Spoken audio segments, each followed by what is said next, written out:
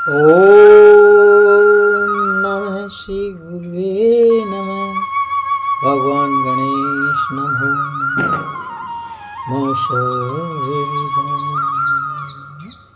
हर हर महादेव, हर हर महादेव। हरि ओम नमः शिवाय।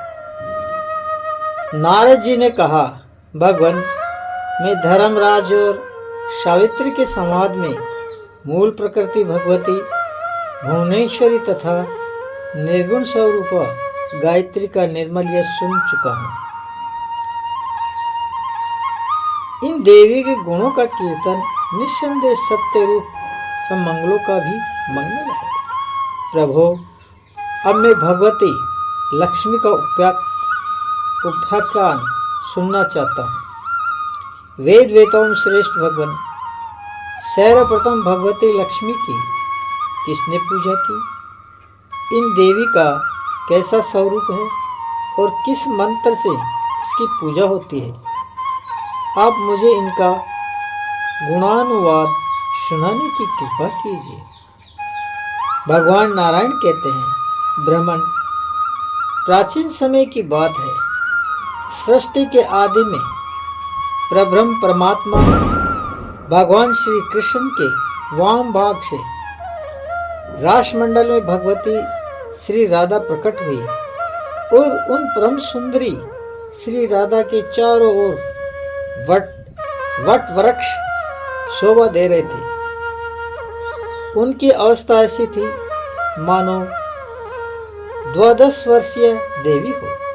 निरंतर रहने वाला तारों ने उनकी शोभा बढ़ा रहा था। उनका दिव्य विग्रह ऐसा प्रकाशमान था मानो श्वेत चंपक का पुष्प हो। उन मनोहारिणी देवी के दर्शन परम सुखी बनाने वाले थे। उनका प्रसन्न मुख शरद पूर्णिमा के कोटि कोटि चंद्रमाओं की प्रभा से पूर्ण था। उनके विकसित नेत्रों के सामने शरद काल के मध्यकालिक कमलों की शोभा छिप जाती थी। प्रब्रह्म परमात्मा भगवान श्री कृष्ण के साथ विराजमान रहने वाले देवी उनकी इच्छा के अनुसार 2 रूप हो गए। वर्ण, तेज, अवस्था, कांति, यश, वस्त्र, आभूषण, गुण, कृत्य, मुस्कान, अवलोकन, प्रेम तथा अनुनयन, उनके ये सभी दिव्य गुण दोनों रूपों में समान ही थे। बाएं अंश से लक्ष्मी का प्रादुर्भाव हुआ और दाएं अंश से श्री राधा ही विद्यमान रही। श्री राधा ने प्रथम परात्पर प्रभु दिव्य भगवान श्री कृष्ण को पति रूप से स्वीकार कर लिया और भगवान का विग्रह अत्यंत कमनीय था। महालक्ष्मी ने भी श्री राधा के वर लेने के पश्चात उन्हीं को पति रूप बनाने की इच्छा प्रकट की। तब भगवान श्री कृष्ण उन्हें गौरव प्रदान करने के विचार से ही शिव 2 रूपों में प्रकट हो गए। अपने दक्षिण अंश से वे 2 भुजाओं वाले श्री कृष्ण बने रहे और बाएं अंश से चतुर्भुज विष्णु के रूप में परिणित हो गए। उन्होंने महालक्ष्मी को भगवान विष्णु की सेवा में समर्पित कर दिया। जो देवी अपनी स्नेह भरी दृष्टि से विश्व की निरंतर निखरती और लक्षित करती रहती है, वही अत्यंत गौरवान्वित होने के कारण महालक्ष्मी के नाम से प्रसिद्ध हुई।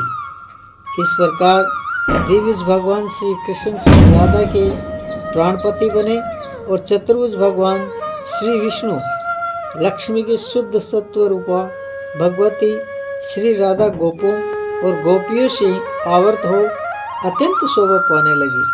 फिर चतुर्भुज भगवान श्री विष्णु भगवती महालक्ष्मी सहित वैकुंठ धाम को पधार गए। वे भगवान श्री विष्णु और भगवान श्री कृष्ण दोनों समस्त अंशों में एक समान ही है। भगवती श्री महालक्ष्मी योग सिद्धि के कारण नाना रूपों में विराजमान हुई।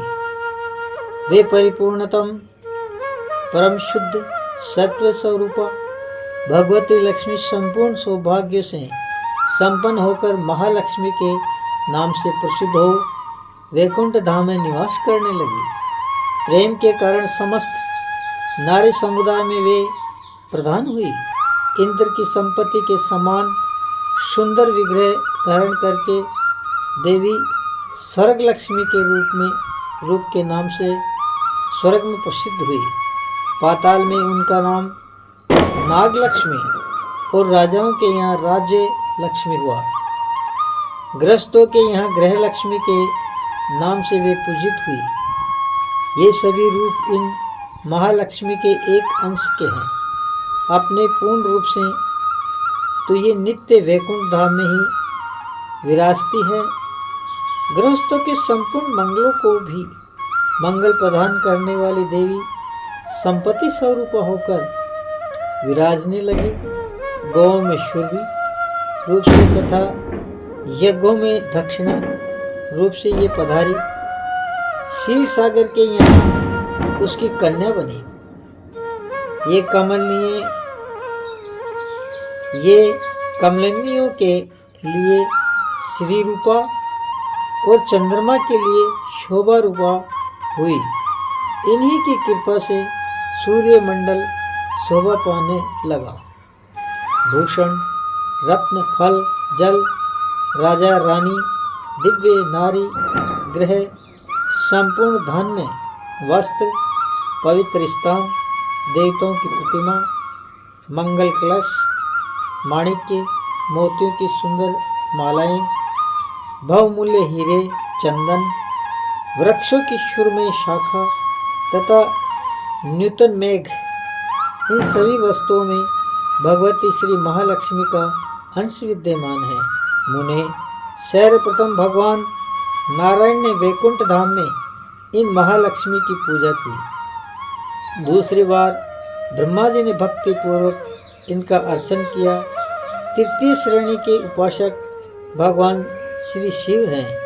भगवान विष्णु ने क्षीर सागर में इनकी पूजा की।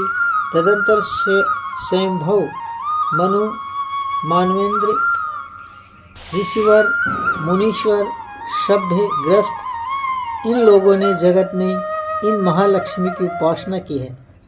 गंधर्वों और नागों ने पाताल लोक में इनका पूजन किया है। भाद्रपद मास की शुक्ल अष्टमी के सुअवसर ब्रह्मा द्वारा ये सुपूजित हुई। नारद भाद्रपद मास के शुक्ल पक्ष में पूरे पक्ष तक त्रिलोकी में इनकी भक्ति पूर्वक पूजा होती रही। चैत्र, पौष तथा भाद्रपद मास के पवित्र मंगलवार को इनकी पूजा का महोत्सव होने लगा। श्री विष्णु से सुपूजित होने के कारण त्रिलोकी में सब लोगों ने बड़े भक्ति भाव के साथ इनकी उपासना की। वर्ष के अंत में पौष की संक्रांति के अवसर पर मध्याह्न काल में मनु ने मंगल कलश पर इनकी प्रतिमा का आह्वान करके इनकी पूजा की। तत्पश्चात वे महादेवी तीनों लोकों के लिए नित्य पूज्य हो गई। इंद्र इनके उपासक बने। राजा मंगल ने मंगला के रूप में इनकी उपासना की। तदंतर राजा केदार, नील, बल, शुबल, ध्रुव, उत्तानपाद, शक्र, बलि, कश्यप, दक्ष, कर्दम, विश्ववान, प्रियवर्त, चंद्रमा, कुबेर, वायु, यम, अग्नि और वरुण ने इनकी उपासना की। इस प्रकार ये भगवती महालक्ष्मी सर्वत्र सब लोगों से सदा सुपूजित हुई है। ये संपूर्ण ऐश्वर्यों की अधिष्ठात्री देवी है। इन्हें समस्त संपत्तियों का साक्षात विग्रह कहा गया है। नारद जी ने पूछा, भगवान श्री महालक्ष्मी भगवान नारायण की प्रिय होकर सदा वैकुंठ में विराजती है। उन सनातनी देवी को वैकुंठ की अधिष्ठात्री देवी कहा गया है। पूर्व काल में भगवान नारायण की बात सत्य करने के लिए इन देवी ने पृथ्वी पर आकर समुद्र की कन्या होने का प्रस्ताव स्वीकार कर लिया था। सो वे समुद्र की कन्या कैसे बनी, मुझे स्पष्ट रूप से ये प्रसंग सुनाने की कृपा करें। भगवान नारायण ने कहा, नारद, पूरे समय की बात है कि दुर्वासा के शाप से भगवती श्री इंद्र के पास से चली गई। ऐसी स्थिति में देव समुदाय मृतलोक में भटकने लगा। लक्ष्मी ने स्वर्ग का त्याग करके कुपित हो दुख के साथ वैकुंठ के लिए प्रस्थान कर दिया। नारद, वे वहाँ गई और महालक्ष्मी में अपने रूप का संवरण कर दिया। उस समय संपूर्ण देवताओं के शोक की सीमा नहीं रही। वे परम दुखी होकर भगवान ब्रह्मा की सभा में गए। वहां जाकर ब्रह्मा को अपना अगुआ बनाया और सब वैकुंठ पधारे। भगवान नारायण विराजमान थे। अत्यंत दैन्य भाव प्रकट करते हुए देवताओं ने उनकी शरण ग्रहण की। वस्तुतः देवता बहुत दुखी थे। उनके कंठ, होठ और तालु सूख गए थे। तब प्राण पुरुष भगवान श्री हरि की आज्ञा मानकर वे सर्व संपत्ति स्वरूपा लक्ष्मी अपनी कला से समुद्र की कन्या हुई। फिर देवता और दैत्य ने मिलकर क्षीर सागर का मंथन किया। उससे महालक्ष्मी का प्रादुर्भाव हुआ। भगवान विष्णु ने उनका साक्षात्कार किया और उस अवसर पर उन प्रसन्न वदना देवी ने देवताओं को वर दिया और क्षीर सागर में शयन करने वाले भगवान विष्णु को वरमाला अर्पण कर वे स्वयं उन्हीं के पास चली गई। नारद, उनकी कृपा से देवताओं को असुरों के हाथ में गया हुआ राज्य पुनः प्राप्त हो गया। बोलो लक्ष्मी नारायण की जय। नारद जी ने पूछा, ब्रह्मनिष्ठ और तत्वज्ञ मुनिवर दुर्वासा ने क्यों और कब इंद्र को श्राप दिया और माता लक्ष्मी स्वरूप से इंद्र से रुष्ट होकर वैकुंठ धाम में चले गए। भगवान नारायण कहते कि नारद, प्राचीन काल की बात है, मुनिवर दुर्वासा जी वैकुंठ से कैलाश के शिखर पर जा रहे थे। इंद्र ने उन्हें देखा। मुनिवर का शरीर ब्रह्म तेज से प्रदीप्त हो रहा था। वे ऐसे जान पड़ते थे कि मानो ग्रीष्म काल के मध्याह्नकालिक सूर्य की शस्त्र प्रभाव से संपन्न हो। उनकी अत्यंत स्वच्छ जटाएं तपाए हुए स्वर्ण के समान चमक रहे थे। वे श्वेत वर्ण का यज्ञोपवीत धारण किए हुए थे तथा उनके हाथों में मृगचर्म, दंड और कमंडलु शोभा पा रहे थे। उनके ललाट पर महान उज्ज्वल तिलक चंद्रमा के सदृश जान पड़ता था। वेदांग के पारगामी असंख्य शिष्य उनके साथ विद्यमान थे। उन्हें देखकर इंद्र ने मस्तक झुकाकर प्रणाम किया और उनके शिष्यों को भी भक्तिपूर्व प्रसन्नता के साथ इंद्र ने संतुष्ट किया। तब शिष्य सहित मुनि दुर्वासा ने इंद्र को शुभ आशीर्वाद दिया। साथ ही भगवान विष्णु द्वारा प्राप्त परम मनोहर पारिजात पुष्प की भी उन्हें समर्पित किए। राजश्री के गैरों में गर्वित इंद्र ने जरा, मृत्यु एवं शोक का विनाश करने वाले तथा मोक्षदायी उस पुष्प को लेकर अपने ऐरावत हाथी के मस्तक पर रख दिया। उस पुष्प का स्पर्श होते ही रूप, गुण, तेज और अवस्था इन सब से संपन्न होकर ऐरावत शेषा भगवान विष्णु के समान हो गया। फिर तो इंद्र को छोड़कर वह घोर वन में चला गया। मुने उस समय इंद्र तेज से युक्त उस ऐरावत पर शासन नहीं कर सके और इंद्र ने इस दिव्य पुष्प का परित्याग कर तिरस्कार किया है। ये जानकर मुनि दुर्वासा के रोष की सीमा न रही और उन्होंने क्रोध में भरकर साप देते हुए कहा। मुनिवर दुर्वासा बोले, अरे राजश्री के अभिमान में प्रमत्त होकर तुम क्यों मेरा अपमान कर रहे हो? तुम्हें मैंने ये पारिजात पुष्प दिया, गर्व के कारण तुमने स्वयं इसका प्रयोग न करके हाथी के मस्तक पर रख दिया। नियम तो यह है कि श्री विष्णु को समर्पित किए हुए नैवेद्य फल अथवा जल के प्राप्त होते ही उनका उपभोग करना चाहिए। त्याग करने से ब्रह्म हत्या के सदृश दोष लगता है। सौभाग्यवश प्राप्त हुए भगवान विष्णु के पावन नैवेद्य का जो त्याग करता है वह पुरुष श्री और बुद्धि से भ्रष्ट हो जाता है। भगवान विष्णु के लिए अर्पित की हुई वस्तु को पाते ही उसे पा लेने वाला बड़भागी पुरुष अपने 100 पूर्वजों का उद्धार करके स्वयं मुक्त हो जाता है। जो पुरुष नैवेद्य भोजन करके निरंतर भगवान श्री हरि की भक्ति पूर्वक पूजा और स्तुति करता है वह भगवान विष्णु के समान हो जाता है। उसका स्पर्श करके चलने वाली वायु संयोग पाकर तीर्थ पवित्र हो जाते हैं। उनकी चरण रस लगते ही पृथ्वी में अपार पवित्रता आ जाती है। बिना श्री हरि को भोग लगाया हुआ अन्न पुंचस्ली कायर और शूद्र के अन्न के समान दोषप्रद होता है। वह मांस भक्षण से भी अधिक दोषावह है।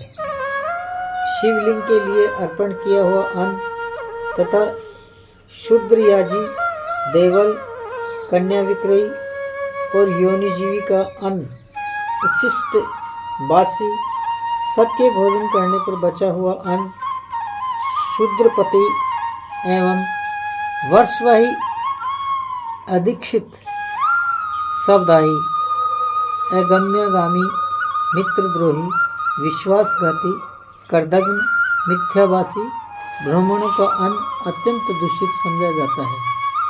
परंतु ये सभी भगवान विष्णु को अर्पण करके भोजन करने से शुद्ध हो जाते हैं। यदि चांडाल भी भगवान विष्णु की उपासना करता है तो उसमें करोड़ों मनुष्यों का उद्धार करने की शक्ति आ जाती है। श्री हरि की भक्ति से विमुख मानव स्वयं अपनी भी रक्षा नहीं कर सकता। यदि अज्ञान में भी भगवान विष्णु को समर्पित नैवेद्य ग्रहण कर लिया जाए तो वह पुरुष अपने अनेक जन्मों के उपार्जित उपाय से मुक्त हो जाता है। जानबूझकर भक्तिपूर्वक जो श्री हरि का प्रसाद ग्रहण करता है उसके तो कई जन्मों के पाप निश्चित रूप से भस्म हो जाते हैं। इंद्र, तुमने जो अभिमान में आकर भगवान के प्रसाद रूप पारिजात के पुष्प को हाथी के मस्तक पर रख दिया है, इस अपराध के फलस्वरूप लक्ष्मी तुम्हें छोड़कर भगवान श्री हरि के समीप चली जाए। मैं भगवान नारायण का भक्त हूँ। मुझे देवताओं तथा ब्रह्मा से भी किंचित भी भय नहीं है। काल, मृत्यु और जरा से भी मैं नहीं डरता। फिर दूसरों की तो गिनती ही क्या है। तुम्हारे पिता प्रजापति कश्यप भी मेरा क्या करेंगे? देवराज, तुम्हारे गुरु बृहस्पति भी मुझ निशंक पुरुष का कुछ भी नहीं बिगाड़ सकते। देखो, ये पुष्प जिसके मस्तक पर है उसी की पूजा श्रेष्ठ मानी जाती है। तब देवराज इंद्र घबराकर मुनिवर दुर्वासा के वचन को सुनकर उनके चरणों में पड़कर गिड़गिड़ाने लगा और भयभीत होकर शोकातुर होकर रोते हुए मुनि से कहा। इंद्र ने कहा, प्रभु, आपने मुझे मायानाशक ये शाप देकर बहुत ही उचित किया है। अब मैं गई हुई संपत्ति की याचना नहीं करता। आप मुझे कुछ ज्ञानोपदेश करने की कृपा कीजिए। ऐश्वर्य तो विपत्तियों के बीज हैं, उससे ज्ञान ढक जाता है।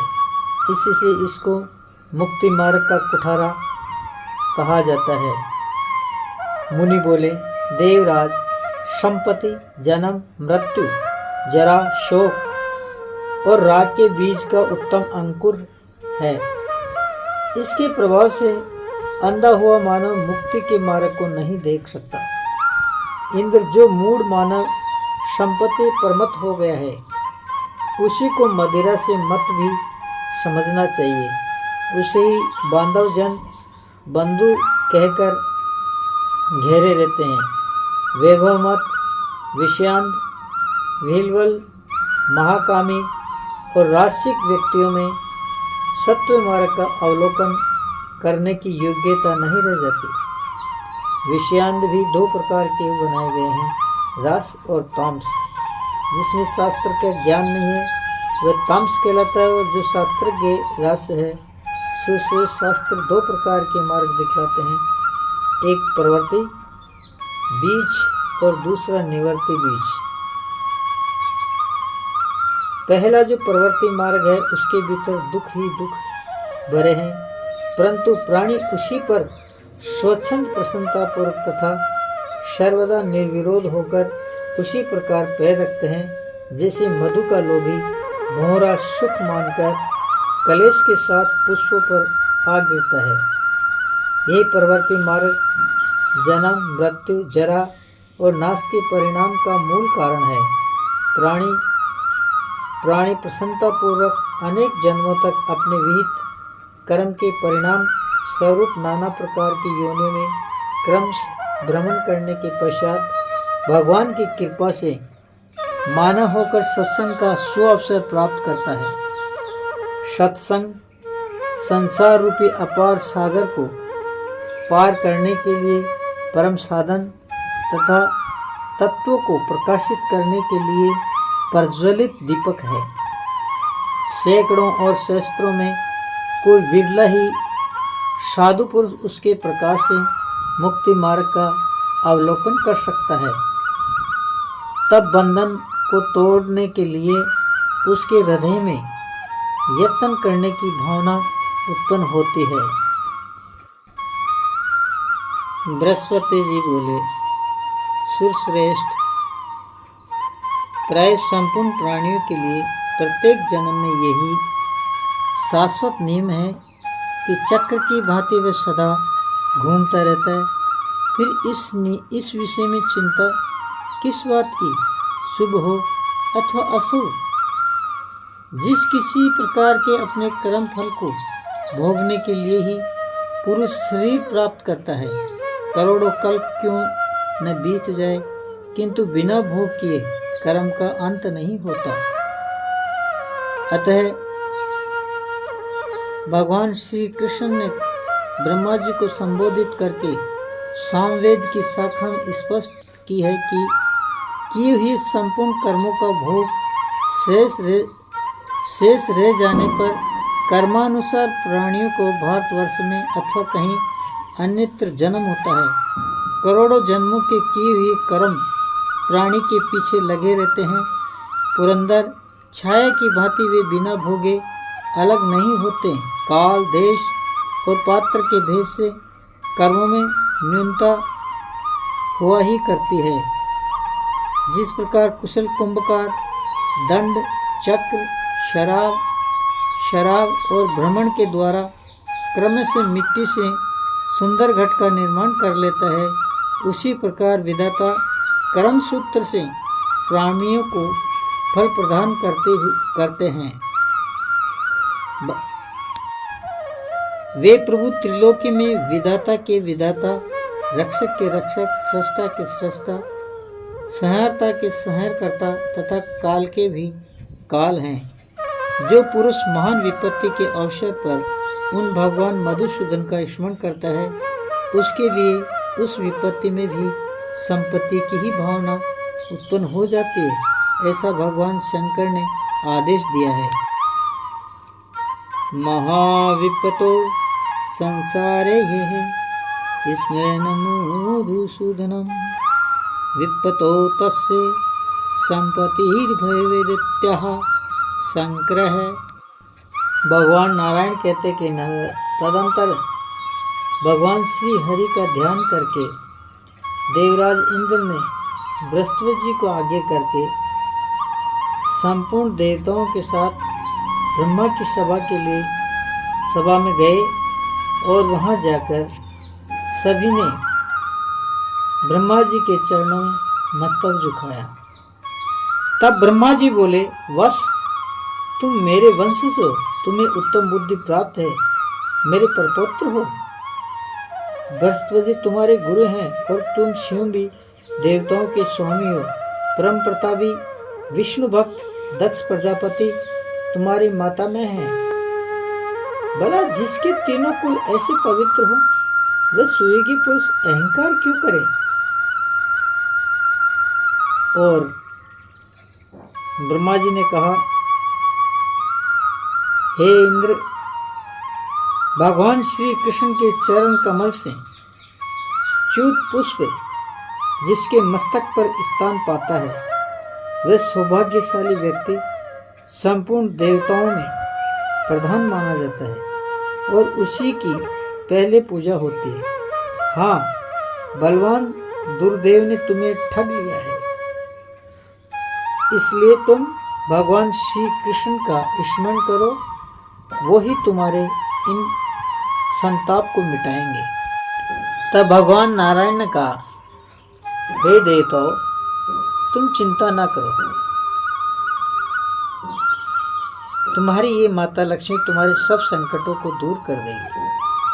तब भगवान नारायण ने लक्ष्मी से कहा, देवी, तुम अपनी कला से क्षीर समुद्र के यहाँ जाकर जन्म धारण करना स्वीकार कर लो और देवताओं की समस्याओं का निराकरण करो। तब देवता और दानव एकत्रित हुए, मंदराचल पर्वत को मंथन काष्ठ, कच्छप को पात्र तथा शेषनाग को मंथन की रस्सी बनाकर वे क्षीर समुद्र को मथने लगे। फलस्वरूप धन्वंतरी, वैद्य, अमृत, उच्चैश्रवा घोड़ा, विभिन्न रत्न, हाथियों में रत्न ऐरावत, लक्ष्मी, सुदर्शन चक्र तथा वनमाला, ये अमूल्य पदार्थ उन्हें प्राप्त हुए।